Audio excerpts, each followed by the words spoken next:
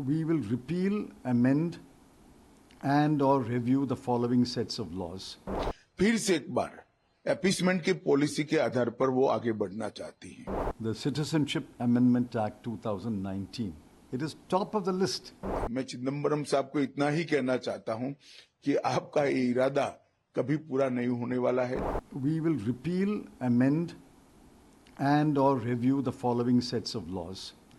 You asked me which are the 5 laws that will be repealed. I'm reading that portion. Repeal 5 laws. 1, the Citizenship Amendment Act 2019. It is top of the list. 2, the Farmers Produce Trade and Commerce Promotion and Facilitation Act 2020. The Bharatiya Nyaya Second Sanhita, that is the equivalent to IPC, the Bharat Nagrik Suraksha Sanhita, that is the CRPC, and the Bharatiya Saksha Second Act, that is the Evidence Act. These 5 will be totally repealed. Then we have 8 laws which will be repealed and new laws will be made. Then we have 25 laws which will be amended and brought on par with the Constitution. So we are absolutely clear that the Citizenship Amendment Act will be repealed.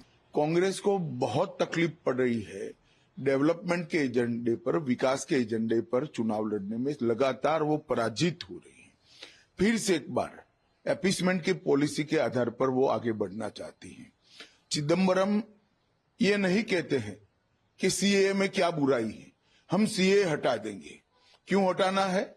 क्योंकि उनको अपनी minority की politics करनी है, minority vote bank को मजबूत करनी है। भारतीय जनता पार्टी अपने सिद्धांतों पर अटल है। हम किसी के साथ अन्याय नहीं करेंगे, सबके साथ न्याय करेंगे, परंतु तुष्टीकरण भी किसी का नहीं करेंगे। इस नीति पर हम आगे बढ़ रहे हैं और सीएए से इस देश में बहुत बड़ी तादाद में पड़ोसी देशों से आए हुए रिलीजियस माइनॉरिटी, हिंदू, बौद्ध, जैन, सिख, इस सभी को नागरिकता मिलती है, सुरक्षा मिलती है। मैं नहीं समझता इससे कांग्रेस को क्या आपत्ति है।